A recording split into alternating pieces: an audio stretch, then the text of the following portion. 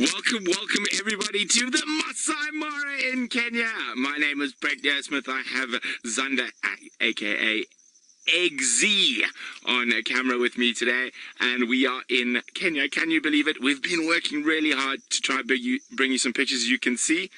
You'll see this is not our normal filming vehicle. We've fortunately been helped by Ngama. We're using one of their vehicles, and we've got Douglas, who's one of their best guides, on the back with me, making sure I don't get lost or do anything silly. But we do have a Maasai giraffe for you.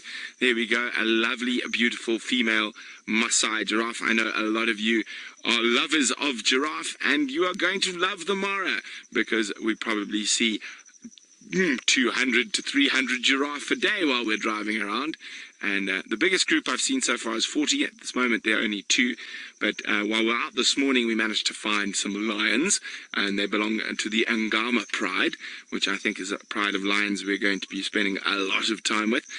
There are currently 4 females and 7 cubs, but one of them is mating with one of the dominant males in a coalition somewhere in this area. So we're going to be meandering on a little bit. Ooh, what's that in the grass? Oh, it's a warthog. I got excited. The grass is very long, as you can see. The wildebeest haven't arrived, and once they do, they're going to be able to flatten the grass, and we'll be able to see a bit more. Now, I don't know, Eggsy, if you come across here, we've got a gap through here. Now, we're going to look down here. We're looking down towards the Mara River. There were probably about 300 elephants spread across here earlier today. I can see at least 3 different herds. Let me get my binoculars. And we always used to talk about how important looking with your binoculars was when we were at Cheetah Plains. It has now become the most important thing. Because of all this grass, it's near impossible to track actual tracks. So we're going to be... Oh, I see. Are those vultures on the ground? No, they're not. But yes... You see lots of ellies there. So we are going to slowly meander our way down there. We're hopefully going to catch up with the lions before we get there. But this is very, very exciting. Isn't this wonderful? We get to meet a whole host of new animals, new species, new characters. And it is just the most complete different world to what? Oh, what gave the giraffe a fright? Oh, the warthog! The warthog gave the giraffe a fright. The giraffe just took off and staring into the grass. And Betty is wondering, is that the same species of giraffe we get at Djuma? No, it is not, Betty. It is a subspecies. And if you look carefully at its exquisite coat, it is very different markings. It is called the Masai giraffe. And there's the culprit. If we come across to the left, eggs, that gave that poor giraffe heart failure. She's gone back to feeding. The warthog is running along the edge of those croton thickets. Oh no, eggs. It's gone now, don't worry. Right. To the right, eggs. Sorry, the warthog has disappeared. We will be seeing lots and lots of warthog. You can just see him. On the edge of those thickets, eggs' tail occasionally pops out. Ah, alas. He has made himself vanishing. But anyway, wonderful way to start. So we're going to start moving further forward, and we're going to try to see if we can get our first, or maybe not the first, I think you might have seen them with James, but our first view, or my first view, live of the Ngama Pride of Lions. While we do that, let's jump back on board with Byron, who's sitting at Chitwa. Well, we're still in the Mara, and we've managed to find, of course we're not going anywhere, still in the Mara, but I'm very excited. I can't talk, let's just show you quickly. And this is not something we get to see every day in South Africa. We have lions in a tree. Now, this is definitely in the Ngama Pride. There are 7 cubs, Douglas. 7 cubs. We can't see all of them, some of them in the long grass, but there are some cubs up in a shepherd's tree. And then there are at least... So there's 4 adults and there's females in this pride, 7 cubs, and then there's a coalition of 4 adult male lions that have sired these cubs. So this is definitely the pride of lions we're probably going to be spending a lot of time with. They are right below where our camp is, so this is very exciting stuff. Oh, I might have to move the vehicle a little bit. There's another car coming. Let's just see if I have to move.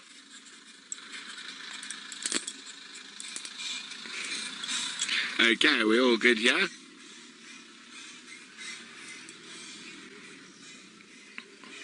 Hi, Phyllis. Phyllis is wondering what's the time difference between Djuma and the Mara. We are an hour ahead. So what time is it at Djuma? I think it's, what time is it, Eggs? 4:15. It's 4:15 here. No, it's 5:15 there. It's 5:15 here, so 4:15 at Djuma. And those lions are looking very, very relaxed in the tree. I'm just going to get my binos up. So there are 2 cubs at least at the lower, and I think there could be an adult up higher. 1 adult to the bottom on the right, and there's at least 2 to the left of the tree.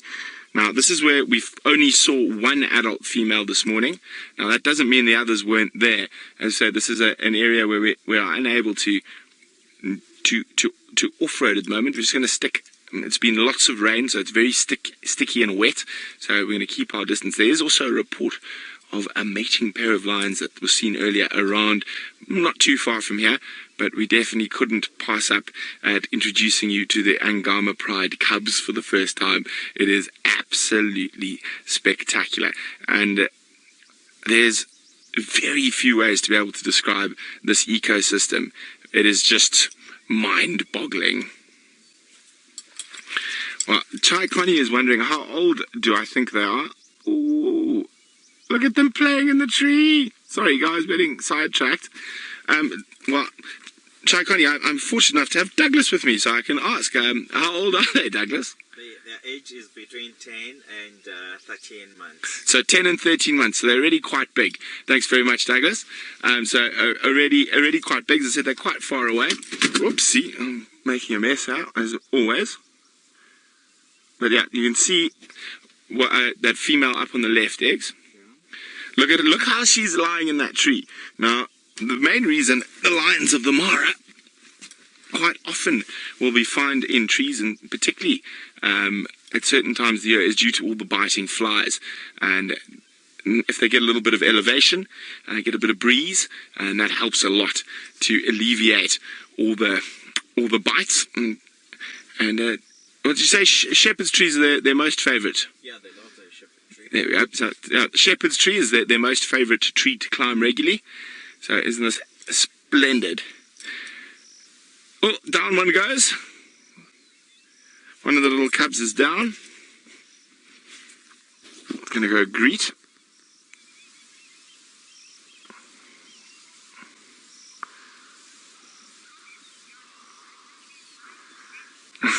John says, I love these lions already. They are absolutely spectacular animals, and they hunt. We saw one of the lionesses from this pride hunting by herself at 2 o'clock in the afternoon today while we're still doing tests. So it is incredible. And I think at this time of the year they're very active throughout the day. To describe the temperature at the moment, I would say it's blissful. It's not too hot, it's not too cold. It's probably around 23 or 24 degrees Celsius. There's a light breeze. It is just magnificent weather.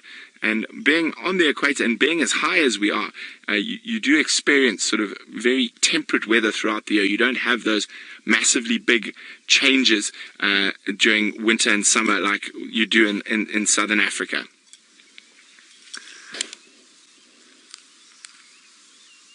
Oh, there we go, back up the tree.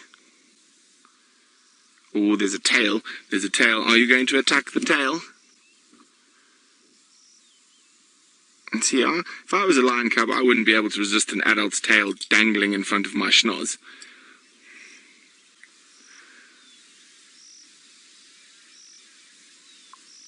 Isn't this splendid? Oh, yeah. Well, you never know. There might even be a lion higher in there that we can't see. Sherry's wondering if I've noticed any differences between the Djuma lions and the Mara lions. Not outwardly. Some of the lions I've seen seem a bit paler, but that also just could be in contrast to the very green area that we're in now compared to what we see at Djuma. But I wouldn't see any major contrast just yet. But of course, the more time we spend, the better we're going to know these animals, and the more little nuances we're going to be able to see. No, climbing over each other.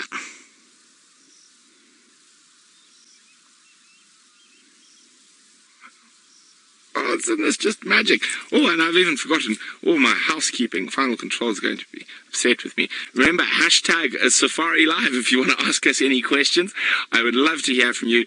And we are live from the Mara Triangle in Kenya. And we're with the Ngama Pride of Lions. And this is absolutely amazing. What a way to have our first live drive. We've had some Maasai giraffe, and just around the corner we've come across what's going to be a really important Pride of Lions for us.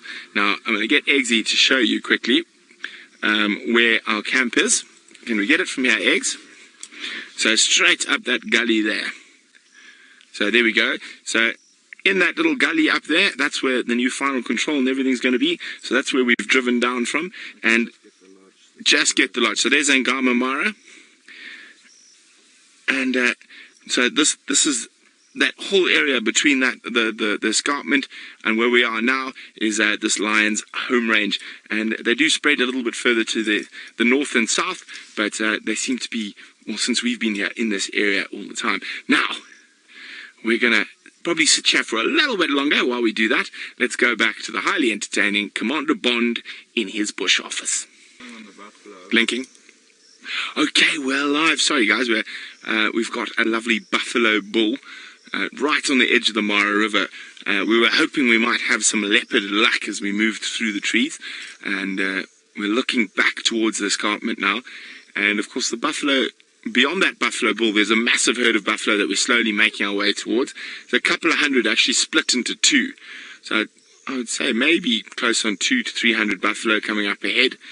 And well, where there's buffalo, hopefully there's lions. You never know.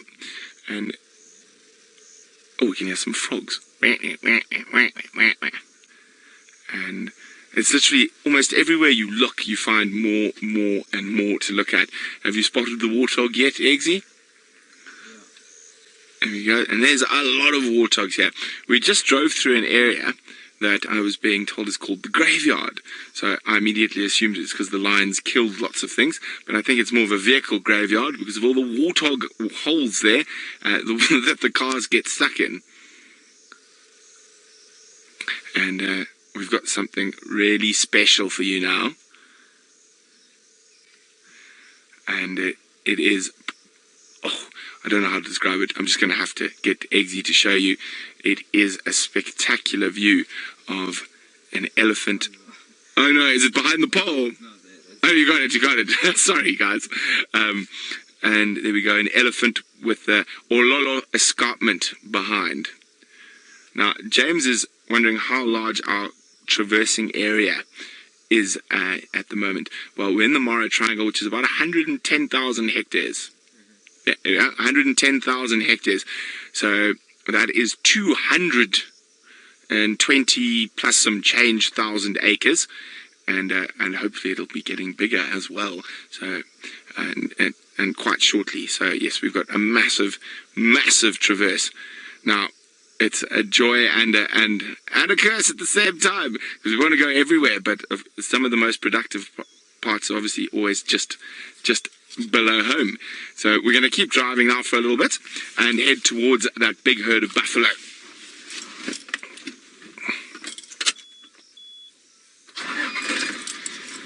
So remember, any questions, hashtag Safari Live.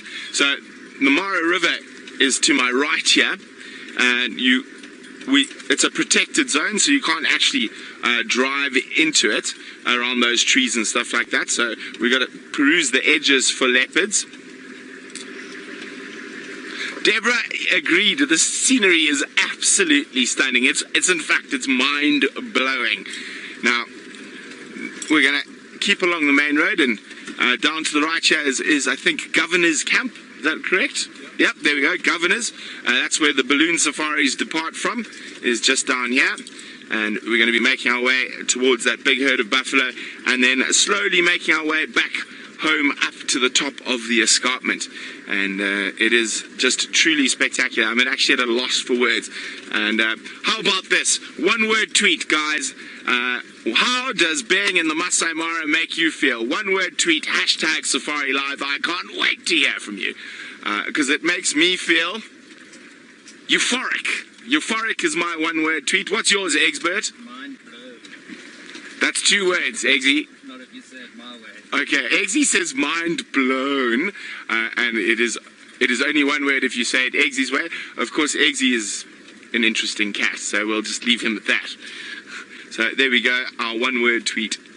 Mind blown from Eggsy and euphoric from Brent. Kirsten thinks it's a good one from Eggsy. We've got to go through a little gate now. Are we going through the gate or did I take the wrong road? I took the wrong road, huh? No, right way? Okay, I'm on the right road.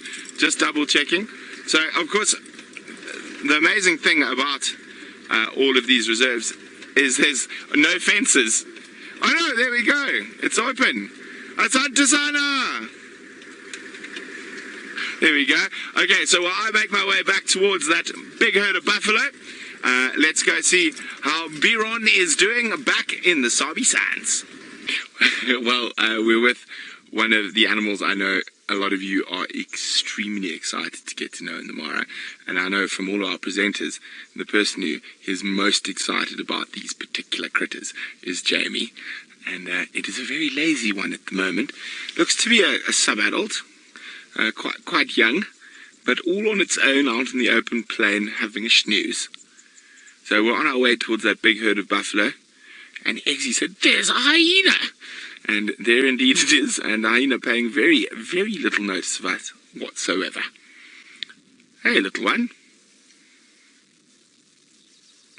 Now, most of the main hyena dens from here are quite a long way away, but that doesn't mean there isn't another den in this area.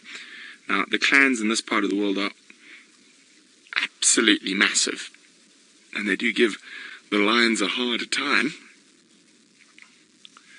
And quite often when you find a hyena sleeping in the open like this, if you look carefully around, which we've been doing, you might find another one not too far away. Oh, biting fly.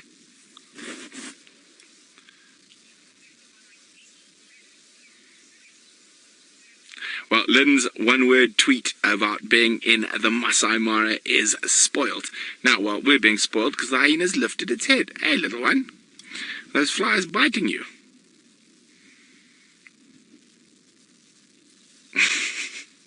Had a kind of bemused look on its face. I was going to go back to doo-doos. Now, we're very close to that big herd of buffalo, and something I haven't yet got to show you, which is, I think, one of the prettiest antelopes in all of Africa. And they're being quite playful up ahead, and hopefully they should also be dropping babies quite shortly, and that is the Thompson's gazelle. So, as we got some Tommies and the big herd of buffalo up ahead, and some Topi. And who knows, if we look carefully, there might even be a Coke's hartebeest or 3. Oh, zebra, giraffe, Topi, Thompson's gazelle, buffalo.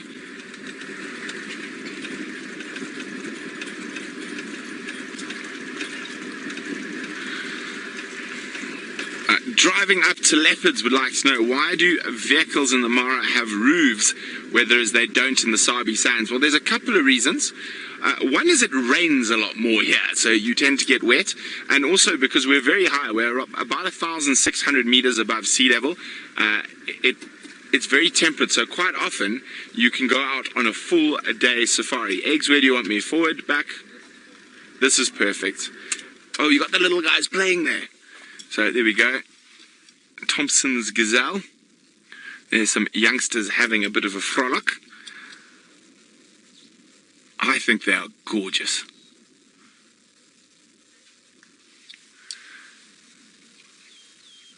Oh, there we go. Now, we get 2 species of gazelle that we can look forward to finding out here. The Thompson's gazelle is by far the most common. And in all our travels in the last few days, I've only seen Grant's gazelle once, and that was way down south. But I'm sure we will find them as we keep moving. Now, you can see eggs. What can we see? Thompson's and a zebra about to run past. We've got some zebra coming in. Now, up around the camp, there are thousands upon thousands of zebra at the moment on the escarpment.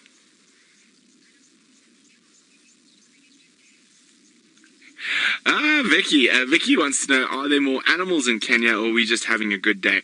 Now, Vicky, we're in the quiet season, and well, in the Masai Mara, the animal density is a lot more than the Sabi Sands. It's these alluvial floodplains, these open grasslands. They've got 2 rainy seasons a year, so your animal density in this part of Kenya is much higher than the Greater Kruger. So we actually, well, what would you say?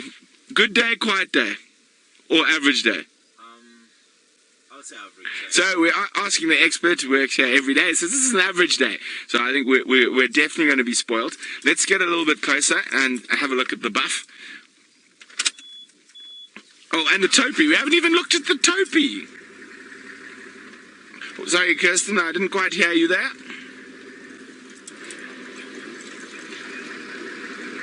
Okay, well, we get ourselves into a good position.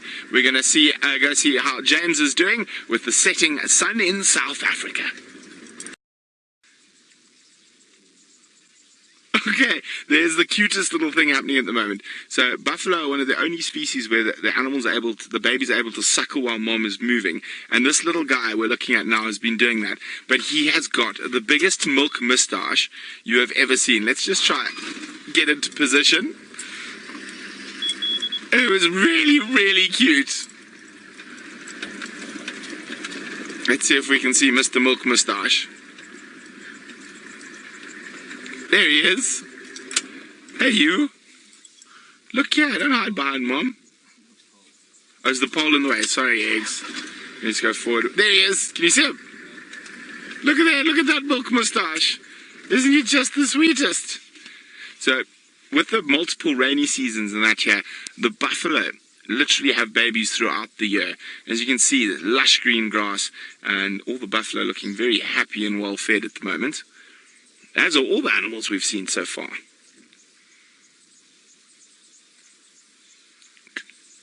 You can just hear them munching on the grass. Now, of course, all of you guys out there, I know there's a lot of birders, and I've been really, really excited about the birds that we've been finding in East Africa so far, but I've made sure I haven't started my bird list till I could start it live with you. So we can go bird for bird with our East African list, and I've got a bird for you right now, and I hope the birders are ready, because I can't remember whether James showed them last time, but it could definitely be a first for a lot of our viewers out there, and we're very excited to show you one of the most exquisitely beautiful birds in Africa. Don't fly away. They're not going to fly away. Don't fly away. They're just doing a bit of displaying. So we've just got to get through the massive herd of buffalo, and we're about to show you something that I'm sure a lot of people have been wanting to see. You might have seen pictures, but now you get to see them live from the Masai Mara in Kenya, from the Mara Triangle. We bring you the crowned crane. How's that, Eggs? Good. There we go. So there we go, a pair of crowned cranes, and I know it's really special to see them, but as we... Oh, James did not see them last time, so as we traverse, we're going to be seeing quite a few of them. I think I've seen about 16 or 17 different pairs in the last couple of days, and they are exquisitely beautiful. You can see why they're named the crowned crane, with those magnificent crowns on their head. And of course, foraging in the grasses for hohos and bugs and things. They're going behind the pole. Eggsy is telling me I'll move forward.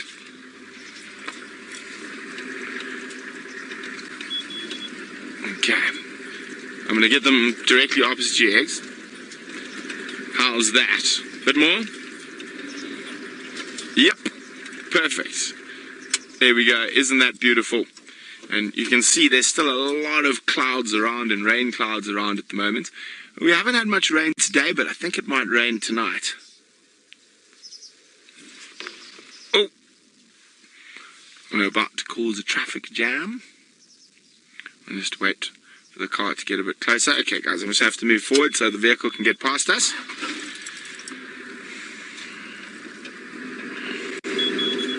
Hold on. There we go. I'll just wait for the car to go past. So apparently lots of you are very excited about seeing a crown crane for the first time. It is exquisite, so we're going to give you another awesome view of it. Now, they will nest in the big marshes that are around here. They build up nests out of reeds and grasses, and they build a mound up in the marshes, and that's where they'll nest. And one of the biggest predators of the crown crane is actually monitor lizards, and they get after the eggs and chicks while they're still in the nest. They have a very, very distinct call. Like most cranes, they're very beautiful to look at, but they definitely weren't blessed with a good singing voice. So not the best sounding birds. Max is wondering, can they fly? Yes, they can, Max. They're actually quite good at flying, but as you can see at the moment, they are foraging, trying to catch the last insects before the sun sets.